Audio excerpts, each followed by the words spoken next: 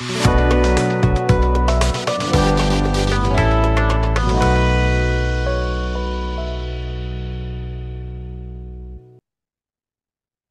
मित्रांनो, मी स्वाती तोरसेकर एशा पृथ्वीमध्ये तुमचं स्वागत करते. G20ची मीटिंग नवी दिल्ली इथे नुकतीच सुरू होणार आहे. उद्या आणि परवाचे शेड्यूल ठरलेलं आहे. जागतिक नेते दिल्ली शहरामध्ये दाखल होत आहेत आणि ह्याच्यावरच चर्चा करण्यासाठी आज आपल्याकडे ख्यातनाम विश्लेषक श्री अनय जोगळेकर, ते त्यांचा स्वतःचा चॅनेल चालवतात, आणि श्री चंद्रशेखर नेने हे तुम्हाला एक नमस्कार. ख्यातनाम विश्लेषक पुन्हा अन्य चॅनेल्स वरती येताना दिसतात आणि खूप लोकप्रिय आहेत दोघही जण. तर हा विषय महत्वाचा असल्यामुळे सगळ्यांनी मिळून ह्याच्यावरती बोलावं अशी एक कल्पना होती. नमस्कार अनयजी. नमस्कार चंद्रशेखरजी. नमस्कार. नमस्कार स्वातीजी. सुरुवात करताना मी थोडी बॅकग्राऊंड देते G20 साठी, की ही जी हो. बैठक होते आहे नवी दिल्लीमध्ये, या वर्षीचं अध्यक्षपद हे भारताकडे होतं आणि मोदींनी अत्यंत सुरेख असं व्यवस्थापन त्याचं केलेलं दिसतं आपल्याला. एकूण जवळजवळ 200हून अधिक बैठका भारतामध्ये या निमित्ताने झाल्या. त्याच्यामध्ये 110 देशांचे प्रतिनिधी आले होते. जवळजवळ 1 हो. लाखहून अधिक सिटिझन्स आलेले होते त्या त्या देशामधले. आणि असं एक ही 28 राज्य आणि केंद्रशासित प्रदेश असं मिळून हे एवढं मोठं भव्य आयोजन केलेलं होतं. आताचा जो समारोपाचा जो अधिवेशन आहे ते अर्थातच नवी दिल्लीमध्ये खुद्द आहे, प्रगती मैदानमध्ये. खूप सुशोभित दिल्ली झालेली आहे, सगळ्यांच्या स्वागतासाठी उत्सुक आहेत. आणि अशा पद्धतीचं हे जे अधिवेशन आहे त्याची सुरुवातच मुळी मोदींनी एका ब्रीदवाक्याने केली, ते आहे वसुधैव कुटुंबकम. हे जे वाक्य आहे ते आपल्या सगळ्यांना माहिती आहे, भारतीय तत्वज्ञानाशी निगडित आहे. आणि मग हाच धागा पकडून मोदींनी संपूर्ण वर्षभरामध्ये ज्या बैठका घडवून आणल्या त्याच्यामध्ये तुम्हाला दिसेल की स्पेस इकॉनॉमीचे एक श्रेणी होती, त्याच्यामध्ये एक ऍग्रीकल्चरची श्रेणी होती, डिजिटल इकॉनॉमीची श्रेणी होती. आणि अशा प्रकारे इतका व्यापक असा एक व्यासपीठ आपल्याला घेतलेलं दिसतं आणि त्याच्यावरती साधक बाधक चर्चा झालेल्या दिसतात. अर्थात G20 चा जो ग्रुप आहे त्याच्यामध्ये जगामधलं असं म्हटलं जातं की जवळजवळ 70% GDP ह्या देशांकडे आहे आणि त्यांचं एक वेगळं महत्व आहे. या बैठकीच्या निमित्ताने आपण श्री अनयजींना विचारू की त्यांचे विचार काय आहेत नेमके. भारतासाठी सगळ्यात मोठी ही वैश्विक स्तरावरची संधी आहे. कारण भारतात पहिल्यांदाच एवढ्या मोठ्या पातळीवर एका आंतरराष्ट्रीय कार्यक्रमाचं आयोजन करण्यात आहे. याच्यापूर्वी नाम म्हणजे अलिप्तता गटाची बैठक बरोबर. भारतात आयोजित करण्यात आली होती. पण त्यामध्ये सगळे नाही रे वाले लोक होते आणि त्याच्यामध्ये जागतिकीकरणाच्या प्रवाहात सामील व्हायच्याऐवजी त्याला विरोध करणं आणि आपला एक वेगळा प्रवाह असल्याचं दाखवणं हा त्याचा उद्देश होता. 1999 सालच्या आर्थिक संकटानंतर G20 ची संकल्पना पुढे आली. कारण तोपर्यंत जगातल्या महत्वाच्या आर्थिक प्रश्नांवर उत्तर शोधायचं काम हे 7 श्रीमंत देशांकडनं केलं जात होतं. पण तेव्हा लक्षात आलं की हे जे पुढचे 7 ते पुढचे 13 देश आहेत तेही तितकेच महत्वाचे आहेत आणि आता तर त्यातले भारत आणि चीन हे जगातले दुसरा आणि 5व्या क्रमांकाची सर्वात मोठी आर्थिक महासत्ता बनलेले आहेत. आणि त्यामुळे G20चा सुरुवात झाली आणि दरवर्षी एकेका देशात हे अध्यक्षपद जात होतं. अमेरिका असेल, ब्रिटन असेल, युरोपाय देश असतील यांच्यामध्ये एक स्ट्रॅटेजिक कल्चर गेल्या 50-60 वर्षाच्या काळात आकारास आलेलं आहे. दुर्दैवाने भारतामध्ये अशा प्रकारची संस्कृती आली नव्हती. जेव्हा परदेशी पाहुणे यायचे ते मुख्यतः राजधानी दिल्ली किंवा मुंबई सारख्या शहरात यायचे. नरेंद्र मोदी पंतप्रधान झाल्यावर त्यांनी एक गोष्ट केली ती म्हणजे हे सगळे परदेशी नेते होते त्यांना वेगवेगळ्या महत्वाच्या शहरांमध्ये न्यायला सुरुवात केली. पण तरी देखील भारत जर उद्याची महासत्ता म्हणून पुढे यायचं असेल तर भारतात अशा प्रकारचं एक स्ट्रॅटेजिक थिंकिंग निर्माण होणं आवश्यक आहे. आणि त्याचा फायदा म्हणजे G20च्या यजमानपदाचा फायदा नरेंद्र मोदींजींनी हे भारतात अशा प्रकारचं कल्चर, स्ट्रॅटेजिक थिंकिंगचं कल्चर तयार करण्यासाठी घेतला. हे जे 200हून अधिक वेगवेगळे कार्यक्रम झाले त्याच्यासाठी 25,000हून जास्त परदेशी पाहुणे, 1 लाखाहून अधिक एकूण सहभागी झाले देशाच्या प्रत्येक राज्यात आणि वेगवेगळ्या थीम्सवर. म्हणजे याच्या आधी G20च्या परिषदांमध्ये 3-4 कार्यक्रम व्हायचे, चीनमध्ये 1 डझनहून जास्त कार्यक्रम व्हायचे, पण 200 कार्यक्रम फक्त भारतात झाले आणि त्याच्यातनं एक जगाला दाखवून द्यायचा हा प्रयत्न आहे की भारताचं आता आंतरराष्ट्रीय व्यासपीठावर आगमन झालेलं आहे. आणि दुसरीकडे एक या परिषदेच्या ज्या मर्यादाही आहेत की आता काही सगळ्या ज्याला एक मल्टीलॅटरलिझम म्हणतात किंवा वेगवेगळ्या प्रकारच्या परिषदांच्या माध्यमातून वेगळ्या देशांचे लोक एकत्र येणं, नेते एकत्र येणं आणि त्यांनी महत्वाच्या समस्यांवर समाधान शोधणं, हे पुस्तकात वाचायला ठीक आहे, पण प्रत्यक्षात असं घडतंच असं नाही. आज जग एक नवीन शीतयुद्धाच्या उंबरठ्यावर उभं आहे. युक्रेन मधलं युद्ध, त्याची पार्श्वभूमी आहे, महागाईची पार्श्वभूमी आहे. या सगळ्या पार्श्वभूमीवर G20च्या बैठकीला विशेष महत्व आहे, कारण या या सगळ्या संकटांमधनं जगाची नौका नेमकी कुठल्या दिशेला जाणार त्यातलं ठरवण्यात ही परिषद, अन्य काही परिषद आहे पण ही परिषद त्याच्यामध्ये महत्वाची भूमिका बजावणार आहे आणि त्याचं सारथ्य करण्याचं काम भारताकडे ही त्यातली सगळ्यात महत्वाची गोष्ट आहे. ज्या प्रकारे या परिषदेचं आयोजन केलेलं आहे ते पाहता म्हणजे पंतप्रधान नरेंद्र मोदी आपल्या या उद्दिष्टात नक्कीच यशस्वी होतील असा मला विश्वास आहे. चंद्रशेखरजी, बरोबर. मी तुम्हाला प्रश्न विचारते असा की या बैठकीच्या निमित्ताने मोदींनी एक मोठा निर्णय घेतलेला आपल्याला दिसतो. आणि ते म्हणाले हो. की जसा युरोपियन युनियनला इथे प्रतिनिधित्व दिलं जातं तसंच आफ्रिकन बरोबर. युनियनला सुद्धा दिलं जावं. तर बरोबर. ह्याचं महत्व तुम्ही कसं सांगू शकाल? जेव्हा नरेंद्र मोदींनी वसुधैव कुटुंबकमची कल्पना मांडली, पहिली गोष्ट म्हणजे ही कल्पना पाश्चात्य आणि चीनी दोन्ही तत्वज्ञानाच्या विसंगत आहे. चीनी तत्वज्ञान तर सांगतं चीनच काय ते आहे, बाकी सगळे चीनचे अंकित असले पाहिजे. अशा प्रकारचं तत्वज्ञान पूर्वीपासून चीनचं जे कन्फ्युशियस असो, सुनसू असो, त्या सगळ्यांनी ते मांडलेलं आहे. दुसऱ्यांना ते मोजतच नाहीत आणि त्यांच्या एकूण ॲरोगंट बिहेवियर मधनं आपल्याला ते दिसून येतं. पाश्चात्य सुद्धा ॲडव्हर्सरियल तत्वज्ञान असतं. कोऑपरेटिव्ह असलं तर अजून सुद्धा त्यांच्यामध्ये एक प्रकारचा थोडासा गंड आहे की ते कॉलनायझर्स म्हणजे वसाहतवादी ते आणि बाकी सगळी ही जनता. आणि ती जनता कशा करता तर त्यांच्या वसाहतवादाला फ्युएल म्हणून ती जनता त्यांनी आतापर्यंत वापरली. अजून सुद्धा त्यांना तेच करायचं बहुतेक होतं. याला तडा द्यायचा होता, कारण हे जर चालू राहिलं असतं तर भारत सुद्धा त्यात सामील झाला असता. आता भारताने कोणावरती वसाहती कधीच केल्या नाहीत, त्यामुळे भारत त्या दृष्टीने त्याला सामील झाला असता असं वाटत नाही. मग काय झालं असतं, भारत आपलं ऑल्सो रॅन. गेल्या वर्षी इंडोनेशिया नव्हता का? इंडोनेशियाने काही वेगळं केलं, अध्यक्ष ते पण होते, पण काही घडलं असं आपल्याला दिसलं नाही. नरेंद्र मोदींनी ही जी वसुधैव कुटुंबकमची कल्पना आणली आणि ती इतक्या योग्य वेळेला त्यांनी आणलेली आहे की सगळं जगच सध्या दोन प्रचंड प्रॉब्लेम मध्ये गुंतलेलं आहे. एक म्हणजे वातावरणीय बदल. प्रत्येकच देशात सध्या महापूर आणि आपण बघतोच आहोत. म्हणजे असं वाटत नाही की फक्त श्रीमंत देशांना वगळले, फक्त गरीब देशातच महापूर आहे. अर्थात या सगळ्याची झळ गरीब देशांनाच जास्त बसणार आहे, हे तर साहजिकच आहे. पण हा एक, आणि दुसरा आत्ता अनयनी सांगितलं तसा महागाईचा जो प्रश्न आहे आणि त्या प्रश्नाशी कर्जाचा विळखा हा घट्ट निगडीत आहे. मगाशी म्हटल्याप्रमाणे चीननी जी आपली व्यवस्था पाळलेली आहे की चीननी सगळ्या आफ्रिकेतल्या गरीब देशांना कर्ज देऊन स्वतःचा अंकित करण्याचा प्रयत्न केला. श्रीलंकेची केस तर आपल्या समोरच आहे. पाकिस्तान तर पूर्णपणे त्यांनी विकतच घेतलेला आहे. हे कुठेतरी तोडायला पाहिजे होतं आणि हे अमेरिकेला सुद्धा तोडायचं होतं. पण ही वसुधैव कुटुंबकमची कल्पना काही अमेरिकेच्या तत्वज्ञानात बसली नसती, त्यामुळे नरेंद्र मोदींनी ही बसवली. आणि जर आणायची असली तर कुटुंबातल्या सगळ्याच मेंबर्सना घ्यायला पाहिजे ना. म्हणून आफ्रिकन युनियन त्याच्यात घातलं, कारण सर्वात गरीब मेंबर्स जर असले आणि सर्वात जास्त संख्येने तर ते आफ्रिकन युनियनमध्ये आहेत.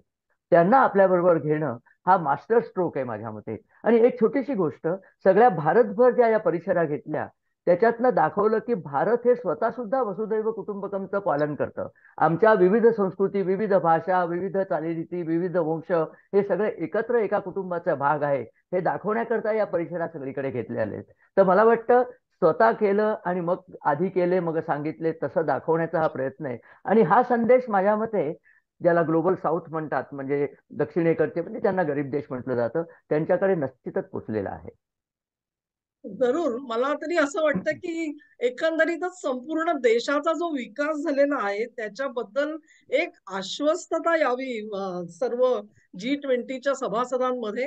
हा जो परिणाम आहे तो मोदींनी जरूर साधला आहे. जवळजवळ 60 शहरांमध्ये या प्रतिनिधींना नेलं, त्याच्यामध्ये काश्मीर सुद्धा होता, हे हो. विशेष. आणि फार महत्वाचं काश्मीर आहे. मधली जी शांतता आणि सुबत्ता त्यांनी जी बघितली आता, त्यातून एक वेगळं चित्र भारताने नक्कीच निर्माण केलं. अनंतजी, बरोबर. तुम्हाला असं वाटतं का की ह्या परिषदेमध्ये खरं म्हणजे रशियाने सामील व्हायला पाहिजे होतं. आणि पुतीन स्वतः त्यांनी अर्थात लव्हरोव तर येणारच आहेत त्यांचे परराष्ट्र मंत्री, पण व्यक्तिशः पुतीन का बरं आले नसावेत? कारण भारत आणि रशियाचे संबंध गेल्या काही वर्षांमध्ये तर चांगले राहिलेले आहेत. मग असं का होऊ शकलं? याचं कारण म्हणजे व्लादिमीर पुतीन यांना भीती वाटते की त्यांच्या विरुद्ध आंतरराष्ट्रीय गुन्हेगारी न्यायालयात वेगवेगळे खटले बरोबर. दाखल करण्यात आलेले आहेत.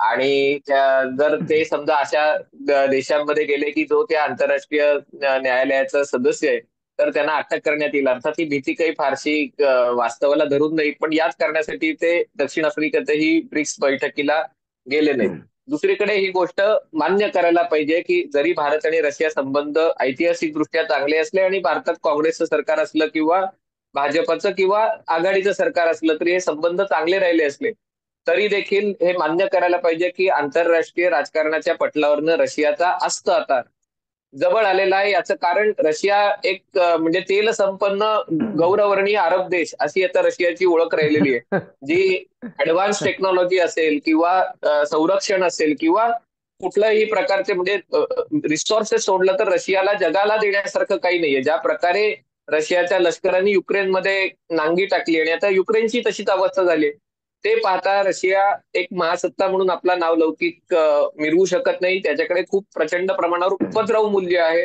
अनेक आफ्रिकन देशांशी त्यांचे खूप चांगले संबंध आहेत आणि ज्याच्यामुळे रशिया दीर्घकाळ हे युद्ध लढू शकेल आणि कुठलीही अंतर्गत व्यवस्था कोलॅप्स झाल्याशिवाय. पण असं असलं तरी आंतरराष्ट्रीय व्यासपीठावर जाऊन आपली भूमिका मांडण्याची काम व्लादिमीर पुतीन करणार नाहीत. रशियाची अर्थव्यवस्था युद्धापूर्वी बघायला गेलं तर ती भारताच्या अर्थव्यवस्थेच्या निम्म्या आकाराची होती. रशिया हो. जगातला सगळ्यात मोठा देश असला तरी अर्थव्यवस्थेच्या बाबतीत भारतापेक्षा खूप लहान आहे. आणि त्यामुळे असं असताना G20 परिषदेमध्ये ज्याच्यामध्ये बहुतांश सदस्य हे पाश्चिमात्य जगाचा भाग आहे, ज्याच्यामध्ये जपान असेल, अमेरिका असेल, युरोपीय महासंघ असेल, आखाती अरब देश असतील, त्याच्यात आपलं वेगळेपण सिद्ध करण्याचा प्रयत्न करण्यापेक्षा व्लादिमीर पुतीन त्याच्यातनं दूर राहिलेले आहेत. त्यांनी आपले परराष्ट्र मंत्री सर्गेई लाव्हरोव्ह यांना पाठवलेलं आहे. मला असं वाटतं पुढच्या वर्षापर्यंत अमेरिकेतल्या निवडणुकांचे निकाल लागेपर्यंत व्लादिमीर पुतीन अशा प्रकारच्या आंतरराष्ट्रीय परिषदा अगदी UN जनरल असेंब्ली सारख्या ठिकाणी ते जातील असं मला वाटत नाही. आणि ते म्हणजे जरी भारत मित्र देश असला तरी भारतापासून त्यांनी या परिषदेत येण्याचं टाळलेलं आहे. जरूर.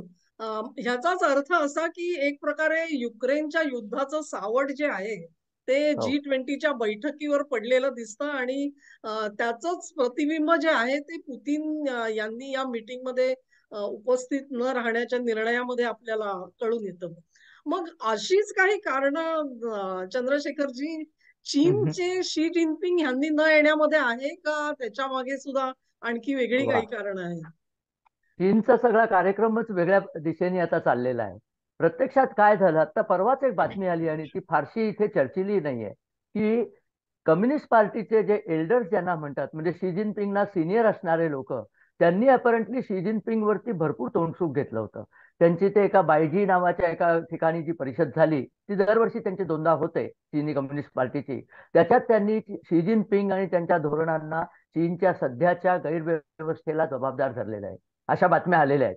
आता असं असताना एखादा हुकुमशहा जेव्हा त्याला दिसतंय की आपल्या विरुद्ध काहीतरी देशामध्ये एक प्रकारची क्रांती होऊ शकते, अशा वेळेला तो देश कधीच सोडत नाही. कारण त्यांनी देश सोडला तर त्याला परत जाणं मुश्किल होऊन जाईल, अशी एक शक्यता असते. बरं, यांच्या इथे काय, क्रांत्या अशा एका ठिणगीने पेटण्याची परिस्थिती असते, आधी कळत नाही, एकदमच क्रांती होऊ शकते. तर शी जिनपिंगला नक्कीच ती एक भीती आहे. आणि दुसरं म्हणजे भारतात येऊन करायचं काय? कारण भारतात आले की त्यांना त्या नकाशाबद्दल प्रश्न विचारले जातील, युक्रेनच्या बद्दल जसं पुतीनना प्रश्न विचारले जातील तसं चीन युक्रेनच्या बाजूने सध्या उभा राहिलेला आहे. त्यामुळे चीनलाही त्या प्रश्नांचं उत्तर द्यायला लागेल. इथे मला एक गोष्ट सांगायची आहे मात्र, सगळ्या G20 देशांमध्ये अमेरिका आणि त्यांच्या मित्र देशांचा एवढा मोठा पगडा आहे की अगदी रोमच्या G20 कॉन्फरन्समध्ये सुद्धा त्यांनी मागणी केली होती की रशियाला यातनं हाकलून द्या. तेव्हा तर काही युक्रेनवर हल्ला झालेला नव्हता, त्यांना रशिया नकोच आहे, पहिलेपासून त्यांना रशिया ह्याच्यात नको होता. परंतु G20ची जी 99 साली स्थापना झाली त्याच्यामध्ये त्यांनी सांगितलं होतं की नॉन पॉलिटिकल ऑर्गनायझेशन आहे आणि याच्यात अर्थमंत्र्यांनी एकत्र यायचंय, कारण आर्थिक प्रश्नांना तोंड देण्याकरता ही कॉन्फरन्स करायची. त्यामुळे रशियाला घेणं त्यांना भाग पडलं, कारण तेव्हा तर रशिया आणखीनच पॉवरफुल होता, आताच्या पेक्षा नक्कीच जास्ती पॉवरफुल होता. परंतु त्याला अमेरिकेला तो नकोच आहे. चीन सुद्धा खरं म्हणजे आता अमेरिकेला नकोसा झालाय. पण अगेन जगातली 2 नंबरची अर्थव्यवस्था, आर्थिक प्रश्नांच्या बाबतीत तर डावलता येत नाही. तर शी जिनपिंग आले नाही, त्याचं कारण घरचं झालंय थोडं, त्यामुळे ते आपलं घोडं इथे आणायला तयार नाहीयेत. हे मला तरी हेच कारण दिसतं. त्यांनी त्यांचा डेप्युटी पाठवलाय. बरं, एक लक्षात घ्या, जेव्हाही डेप्युटी येतो तेव्हा त्यांनी कशावरही सही केली, अर्थात तो सही करेल असं नाही, तरी याला सांगता येतं की माझी सही कुठे आहे. There is a way out, त्याला म्हणतात एस्केप रूट, त्यांनी करून ठेवलेला असतो. तर हा तो डेप्युटी त्यांनी पाठवलाय, तो त्या अर्थानेच त्यांनी पाठवलेला आहे. आणि शेवटची गोष्ट म्हणजे याचं जे डिक्लेरेशन व्हायचं ते अजून त्याच्यावरती एकरूपता झालेली नाहीये. गेल्या वेळेला पण झाली नव्हती की युक्रेनचा उल्लेख कसा करायचा. डिप्लोमॅटिक लँग्वेज वापरून काहीतरी ते करतील, त्याच्यावर चीन सही करणार का नाही, रशिया सही करणार की नाही, हे अजून गुलदस्त्यात आहे. एका अर्थाने मी तर म्हणेन या दोघांनी न येऊन मोदींचं काम थोडं सुकर केलं. कारण पुतीन इथे आले असतील, मोदींमध्ये लकडा लावला असता, त्यांना अटक करा, आता आपली मोठी पंचायत झाली असती. ते आलेच नाही, त्यामुळे प्रॉब्लेम सॉल्व्ह झाला. शी जिनपिंग आले असते तर आपल्याला थोडीशी संधी मिळाली असती त्यांचा इंटरव्ह्यू करायची, पण तेही आलेले नाहीये. पण याचा एक अर्थ मात्र लक्षात घ्या की या परिषदेचे जे काही निर्णय होतील ते थोडेसे लंगडेच होतील, कारण हे 2 महत्वाची लोक त्यात नाहीयेत. पण म्हणजे असं आपण म्हणू शकतो का, एकतर रशिया हा आर्थिक दृष्ट्या आज खूप दुर्बल झालेला आहे. जवळजवळ हो. 1-1.5 वर्षाच्या युद्धाची जी परिस्थिती सामान्य परिस्थिती नाहीये. आणि तुम्ही म्हणता तसा खूप मोठा देश नाहीये. अनयनी पण म्हटलं की भारताच्याही पेक्षा त्यांच्या अर्थव्यवस्था लहान होती. असा देश ज्या वेळेला युद्ध, इतकं दीर्घ लांबलेलं युद्ध सामोरं जातोय, तेव्हा त्यांच्या समोरचा प्रश्न आहेत. आणि चीन समोरचं पण आर्थिक संकट खूप मोठं आहे असं आपल्याला दिसतं. बरोबर. मग बरोबर. G20ची जी बैठक होणार आहे त्याच्यामध्ये इकॉनॉमिक्सच्या दृष्टिकोनातून अनेक महत्वाचे निर्णय होत असतात. तर ह्या दोन देशांना मला असं वाटतं की त्यांना रुचतील असे निर्णय या परिषदेत होतील असं काही दिसत नाहीये. आणि त्यांच्या लक्षात आलं असेल की कदाचित आपल्याला ह्याच्यातनं फारसं काही मिळण्यासारखं नाहीये. दुसरं असं की तुम्हाला अनयजी असं वाटतं का की चीनचे आणि भारताचे जे सीमारेषेवरचे जे मतभेद आहेत, आणि अन्य सुद्धा, तर त्याचंही प्रतिबिंब शी जिनपिंग इथे न येण्यावरती पडलेलं आहे का? निश्चितच हे फक्त भारत चीन सीमेच्या प्रश्नाबद्दल नाहीये.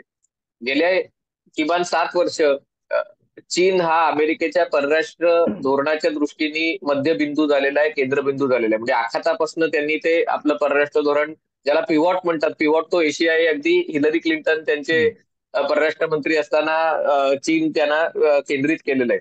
पण गेल्या 3-4 वर्षापासून, खास करून कोविडचं संकट असेल, चीनचा रशियाला युक्रेनच्या युद्धात पाठिंबा असेल, चीनकडनं तंत्रज्ञानाची चोरी असेल, आणि याच्या दृष्टीने अमेरिकेतल्या रिपब्लिकन पार्टी आणि डेमोक्रॅटिक पार्टी यांच्यामधनं विस्तव जात नाही. पण चीनच्या मुद्द्यावर दोन्ही पक्षांमध्ये एकमत आहे. आणि त्यामुळे माझं असं मत आहे की G20 सारख्या परिषदांमध्ये काय घडतं हे फार, म्हणजे त्याच्यामध्ये कोणते करार होतात ते फार महत्वाचं नसतं. कारण म्हणजे एका प्रकारचं ते एकत्रीकरणाचे कार्यक्रम असतात, त्याच्यातल्या डिक्लेरेशनला फारशी किंमत नसते. पण या व्यासपीठावर जेव्हा लोक येतात तेव्हा त्यांच्यामध्ये द्विपक्षीय बैठका होतात, त्यांच्यामध्ये राईट. वेगवेगळ्या गटांच्या बैठका होतात, पडद्यामागे ज्या चर्चा होतात त्या खूप महत्वाच्या असतात. आणि त्याच्या दृष्टीने जर आपण बघितलं तर हा प्रश्न तुम्ही मला मागे विचारला होता की जो बायडन आसियान बैठकीसाठी का नाही गेले आणि भारतामध्ये ते का आले, किंवा हे बैठक सुरू व्हायच्या आधी अमेरिकेने सेशल्स आणि मॉरिशस इथे आपले दूतावास उघडण्याचा निर्णय घेतलेला आहे, जो त्यांनी शीतयुद्धाच्या अखेरीस त्यांनी ते बंद केले होते. भारताने ईस्ट तिमोरमध्ये आपला दूतावास उघडण्याचा निर्णय घेतलेला आहे. आणि गेल्या काही महिन्यांचे, वर्षातले जर निर्णय बघितले तर एका प्रकारे हिंद प्रशांत महासागरीय क्षेत्रात चीनचा जो विस्तारवाद आहे त्याला कशा प्रकारे वेसण घालता येईल या दृष्टीने अमेरिकेचे प्रयत्न आहेत. आणि त्यामुळे चीन, म्हणजे जरी युक्रेनचं युद्ध असलं तरी G20च्या परिषदेच्या केंद्रस्थानी चीन आहे, आणि पुढच्या काळातही चीन इथे राहणार आहे. आणि ते एक नक्कीच कारण आहे शी जिनपिंग न येण्यामागे. आता याच्यामध्ये ज्या प्रकारच्या घोषणा होणार आहेत त्या चीनला नक्कीच आवडणार नाहीत.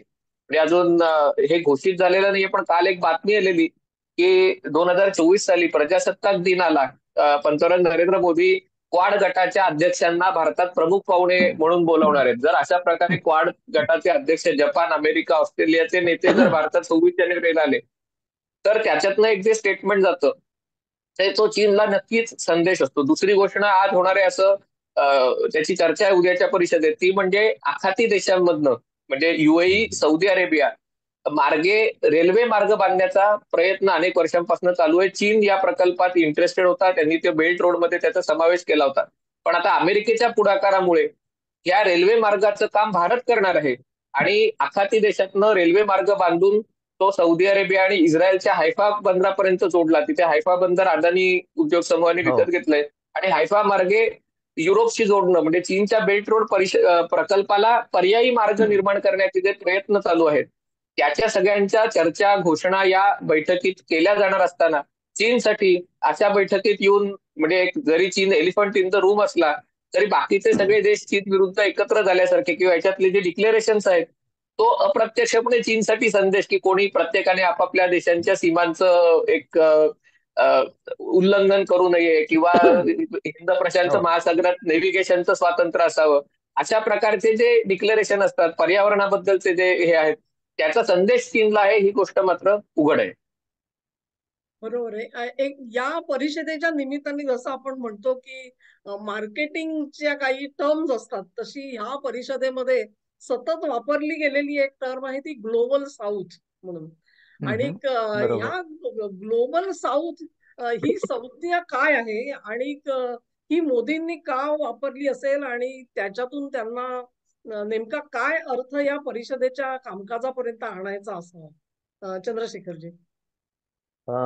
असं पाहिलेलं आहे त्यांनी, मी मगाशी म्हटलं तसं, G20 ही सगळी जी संघटना होती श्रीमंतांचा एक क्लब होता आणि त्याच्यात भारत, इंडोनेशिया सारखे लोक त्यांनी भरती केले होते. पण ते खरं श्रीमंत तेव्हा नव्हते. भारताची अर्थव्यवस्था ज्या प्रमाणात आता वाढलेली आहे आणि जगातली सर्वात जास्त गतीने वाढणारी अर्थव्यवस्था आहे, त्यामुळे भारत आता नुसतं बोलवलं म्हणून नाही, बाय इट्स ओन राईट त्या परिषदेत बसायला योग्य झालेला आहे. पण भारताला आपले समर्थक गट तयार करायचे आहे. हे पाश्चात्य लोक भारताचे समर्थक पूर्वी नव्हते आणि पुढेही असणार नाहीये. चीनच्या विरुद्ध म्हणून ते आपले समर्थक असतील पण त्यांचा काही तो मूळ उद्देश नाहीये. तर आपला गट कसा तयार करायचा, तर हे ग्लोबल साऊथ जी लोक होती त्यांनी खूप पाहिलं होतं. म्हणजे आफ्रिकन देश तर बघितलेलेच, आपण सगळ्यांनीच पाहिलंय चीननी त्यांना कसं पकडून ठेवलंय. साऊथ आशियात मधले काही देश आहेत, बारके बारके जे देश आहेत, त्या सगळ्या देशांना काहीतरी आश्वासक द्यायचं होतं.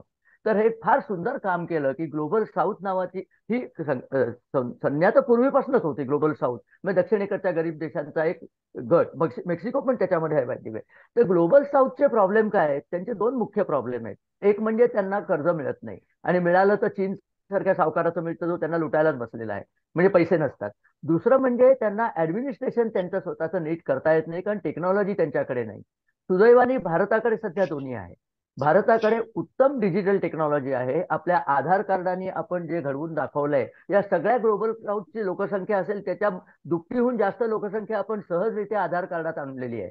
तर ते लोक बघतायत की आम्हालाही हे सगळं करून द्या. आम्हाला आधार कार्ड पाहिजे, आम्हाला पेमेंट सिस्टीम पाहिजे, आम्हाला इंटरनॅशनली लिंक पेमेंट सिस्टीम पाहिजे म्हणजे UPI आपली. तर या सगळ्यांचं अतिशय सुदृढ मार्केटिंग इथे करता येणं शक्य आहे. आणि हे एकदा झालं की ते आपल्याशी इतके घट्ट बांधले जातील की त्या प्रमाणात चीनचा जो त्यांच्यावरती कंट्रोल आहे तो तुटत जाईल. आताच आपण पाहतो की आफ्रिकेतल्या अनेक देशांनी चीनला अक्षरशः हाकलूनच दिलेलं आहे. त्यांनी चीनकडनं कर्ज घेतलं, आपल्या रेल्वे वगैरे बांधून घेतल्या आणि आता हात वर केले आम्ही कर्ज फेडू शकत नाही. चीनला फारसं काही करता येत नाहीये. शी जिनपिंगच्या अनेक प्रॉब्लेम मध्ये कर्जफेड न होणं हाही एक प्रॉब्लेम. काय करतील, तिथे सैन्य उतरवतील? ते तर शक्यच नाहीये. एक जिबुटीमध्ये त्यांनी फक्त त्यांचा बेस करून ठेवलाय, बाकी ठिकाणी त्यांना अजून एंट्री नाहीये.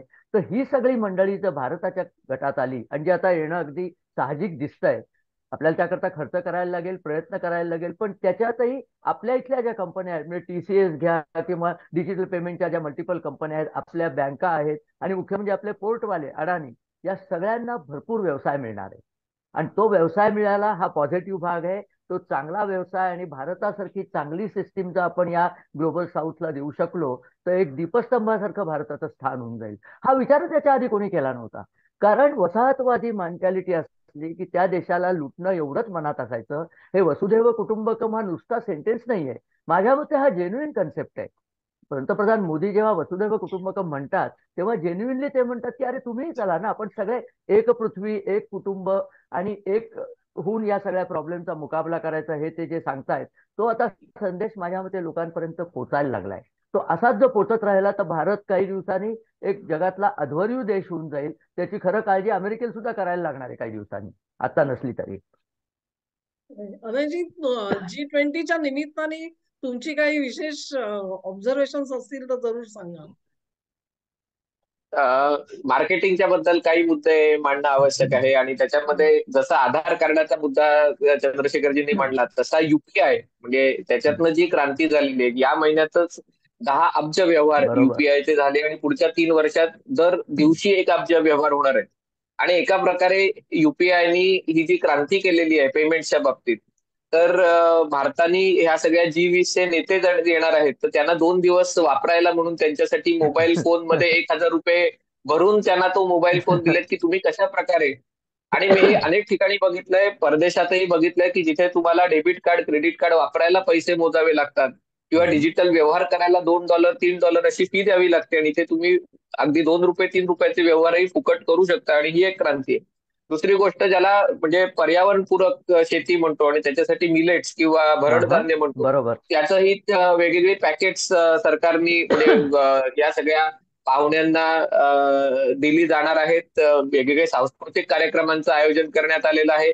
त्याच्यामध्ये भारत या शब्दाचा उल्लेख, रिपब्लिक ऑफ भारत, जरी तो अनेकांना वाटत असलं की तो स्थानिक राजकारणाचा भाग असला, तरी तो आंतरराष्ट्रीय स्तरावरही भारताची एक ओळख अधिक सुदृढ करण्यासाठी तो प्रयत्न केला गेलेला आहे.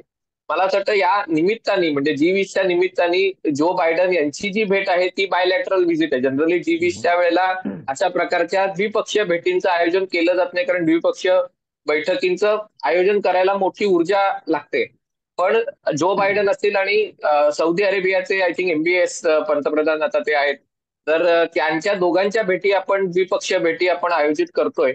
आणि या भेटींना खूप महत्वाचं आहे. मगाचा मुद्दा राहिला की जो बायडन आसियान गटासाठी का गेले नाहीत आणि भारतात ते का येत आहेत, तर याचं कारण म्हणजे कारण त्या परिषदेतही 10 आसियान देश आहेत, त्याच्यातही हेच सगळे बरेचसे देशातले होतेच. पण तरी देखील आसियान देशांचं एक साधारणतः असं चालू आहे की अमेरिकेने आणि भारताने त्यांना संरक्षण पुरवावं आणि चीनशी त्यांचा व्यापार चालू ठेवायचा आहे, म्हणजे त्याच्यात त्यांना खंड पाडायचा नाहीये. तर एक प्रकारे तो या आसियान देशांना, सिंगापूर सारख्या देशांना तो एक संदेश आहे की असं नाही चालणार, म्हणजे तुम्ही चीन बरोबर धंदा करणार आणि अमेरिकेने तुमचं रक्षण करायचं हे चालणार नाही. आणि त्यामुळे बायडन त्याच्यामुळे भारतानंतर ते व्हिएतनामला जाणार आहेत, फिलिपाईन्सला जाणार आहेत आणि एका प्रकारे म्हणजे ते बाकी आसियान गटाला संदेश देतात की आम्ही तुम्हाला एक गट म्हणून बघणार नाही, आम्ही तुम्हाला. आणि त्यामुळे हा त्यातला महत्वाचा भाग आहे. पहिल्यांदाच गेल्या 22 वर्षात 9/11च्या अॅनिव्हर्सरीला जो बायडन अमेरिकेत नसतील आणि ते कारण ते नसतील याचं कारण या 9/11च्या दहशतवादापेक्षा मोठा धोका चीनच्या रूपाने आज अमेरिकेच्या समोर उभा आहे. आणि त्याच्यामुळे हे जे छोटे मुद्दे आहेत आणि या बैठकीच्या पार्श्वभूमीवर या गोष्टी ठरल्या आहेत, त्या समजून घेणं अतिशय महत्वाचं आहे. मला वाटतं चंद्रशेखरजी, वेळ थोडा कमी आहे, पण तुम्ही थोडक्यात तुमचे मुद्दे सांगितले. हो. एक महत्वाची गोष्ट आपण विसरतो की या सगळ्या ग्लोबल साऊथची सुरुवात नरेंद्र मोदींनी कोविड डिप्लोमॅसीच्या वेळेला केली होती. 109 किंवा 120 देशांना आपण जी फुकट लस पुरवली, त्यांनी जी गुडविल निर्माण झाली आहे, त्याचा हा वृक्ष झालेला आहे. ते बीज मोदींनी पेरलं, ते आपण सगळं विसरूनच गेलोय. आणि आज सुद्धा म्हणजे कालच मी एक बातमी वाचली की उत्तर कोरियासारख्या वांड देशाला भारताने $10 लाख टीबीची लस पुरवलेली आहे. कारण WHO ने भारताला रिक्वेस्ट केली होती की त्यांच्याकडे खायला पैसे नाही आहेत पण टीबी आहे, तर ते सुद्धा आपण पुरवलेलं आहे. या गोष्टी विसरल्या जात नाही. अगदी नॉर्थ कोरिया असला तरी विसरल्या जात नाही. त्यामुळे भारत ही जी संघटना बांधतोय, ही एक प्रकारची फॅमिली तयार करण्या म्हणजे तेच वसुदैव कुटुंबकमध्येच आपण परत आलो. इथे पैशाचा मुद्दाच येत नाहीये. तर हे सगळं करून आपण जो संघ बांधतोय त्याचा निश्चित फार मोठा परिणाम होणार आहे. आणि युपीआय एकदा आपल्या वापरायला लागले ना की ती सगळी माहिती पण आपल्याला मिळते. होय, आपण लक्षात घेत नाही. त्या देशांच्या आर्थिक व्यवहारांची माहिती आपल्यापर्यंत येते. आपल्याला सगळं म्हणजे त्याला म्हणतात ना ओव्हरसाईट, ती ओव्हरसाईट मिळायला सुरुवात होते. भारताचं आयटीतलं प्रभुत्व तर विश्वविख्यात आहे. त्यामुळे त्यातनं आपण जी माहिती घेऊ, अडाणीकडे पोर्ट असले की तिथे इम्पोर्ट एक्सपोर्ट काय होतो, कुठून कुठे माल जातोय, कोणाला ते माल देत आहेत, काय किमतीला माल देत आहेत हे कळणार नाही, पण व्यापार कोणाशी होतोय ते कळतं. या सगळ्याचा उपयोग करून आपण आपली पावलं जर टाकत राहिलो आणि नरेंद्र मोदी, जयशंकर या द्वयींनी ती पावलं टाकायला सुरुवात केलेली आहे.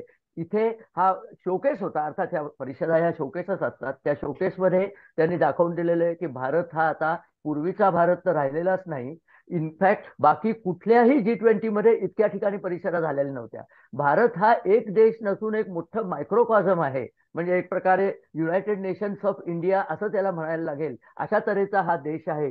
ही जाणीव त्या लोकांना आपण करून दिली आहे आणि हे फार मोठं काम मोदींनी केलेलं आहे. याच्यानंतरच्या IMF आणि वर्ल्ड बँकेच्या परिषदांमध्ये सुद्धा हाच मुद्दा पुढे रेटला जाईल याबद्दल मला खात्री आहे.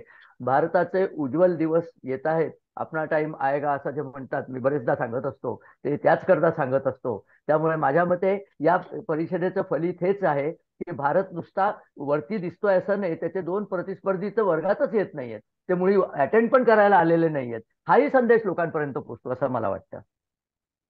मला असं कधीतरी वाटतं की ते सबका साथ सबका विश्वास हा आणि ही जी स्लोगन मोदींनी दिली होती, ती केवळ इनवर्ड लुकिंग नव्हती, म्हणजे केवळ भारतासाठी हा नव्हती, हा तर वा, त्यांची व्हेरी गुड. संपूर्ण पावलं जी आहेत ती जागतिक राजकारणावर सुद्धा त्याच दिशेने चालली आहेत. आणि हो. सबका साथ सबका विकास ज्याला आपण म्हणतो आणि सबका विश्वास, ह्या तिनाचं हम्म, सार ज्याला विश्वासार्हता, भारतावरती तुम्ही भरोसा टाकू शकता, हा खूप मोठा बरोबर. संदेश मोदींनी तयार केलाय आणि तोच तुम्हाला या परिषदेच्या निमित्ताने आपल्याला बघायला मिळतोय. आणि म्हणून इतके देश तुमच्या शब्दावर विसंबून राहून आज बरोबर. इथपर्यंत येऊन पोचायचा प्रयत्न करतायत, त्याच्यात सामील व्हायचा प्रयत्न करतायत. आपल्या प्रश्नांना कुठेतरी तड लागेल, कोणीतरी त्याच्याकडे लक्ष देईल, अशी एक आशा निदान अंकुरलेली आहे. जशी 2014 साली लोकांच्या मनामध्ये एक हम्म, आशा होती की कोणीतरी बरोबर. आम्हाला या सगळ्यातून बाहेर काढेल, तशी आज हम्म, एक आशा तयार केली आहे मोदींनी. ह्याचा आता वटवृक्ष कसा करायचा हे अर्थात त्यांच्या समोर त्याचं ज्याला म्हणतो आकार कसा द्यावा त्याचा विचार त्यांनी जरूर केलेला असेल. आणि G20ची बैठक उद्यापासून होते आहे, त्याच्यामध्ये अनेक निर्णय होतील. त्या संदर्भातल्या अनेक बातम्या, रिपोर्ट्स तुम्ही टीव्हीवरती बघणार आहात. परंतु त्याचं जे विश्लेषण आहे ते या परिषदेनंतर आम्ही तिघे जण पुन्हा एकदा करण्याचा प्रयत्न करू, बरोबर. असं मी नक्कीच. म्हणते. आणि आजच्या चर्चेला आता आपण विराम देऊ आजच्या. एक एक छोटासा मुद्दा मांडायचा हा, आहे. जरूर. कालच जन्माष्टमी झाली. हा. जन्माष्टमीत कृष्णाच्या गोकुळातला एक प्रसंग आहे की प्रचंड पाऊस आला. म्हणजे आत्ताचे पूर येतात ना, त्याचंच ते इट वॉज ए डिझास्टर. त्या डिझास्टरला उत्तर म्हणून कृष्णाने काय केलं, सगळे लोक गोळा केले आणि गोवर्धन परत उचलला. हा. तेच आपण इथे वापरू शकू की हा जो सगळ्यात पर्यावरणीय संकट आणि हे डेट ट्रॅपचं संकट जे येतंय, सगळ्यांनी मिळून आपापल्या काठ्या लावल्या तर हे वरती उचलता येईल. माझी अशी इच्छा आहे की कुठेतरी याचं म्युरल करून आपण लावलं पाहिजे की ही आम्ही पूर्वीच केलेली गोष्ट आहे. How to fight global disasters, get together, become a family and fight it. हे कदाचित आपण करू शकलो तर फार छान वाटेल. म्हणजे आपल्या संस्कृतीचं एक पाऊल आणखीन पुढे सुद्धा जाईल या निमित्ताने. बरोबर. सबका साथ धन्यवाद. सबका विश्वास सबका प्रयास और सबका सहभाग, हे सबका त्याच्यात सहभाग. साध्य होतं येस. एवढंच म्हणून. खरं आहे, खरं आहे. अगदी बरोबर. अगदी बरोबर. ठीक आहे, धन्यवाद. पण तुम्ही या सगळे सगळ्यात आलात आणि वेळ स्वातीजी, काढला. तुमचे विचार ऐकायला वेळ नाही मिळाला. पुढच्या वेळेला तुम्ही आधी बोलात, मग आम्ही बोलतो. जरूर जरूर. बैठक नक्की, फार होऊन छान जाईल, वाटलं. धन्यवाद. त्याच्यानंतर मुद्दे पण येतीलच अनेक. येस, धन्यवाद. करूच आपण ते. धन्यवाद. थँक्यू. धन्यवाद.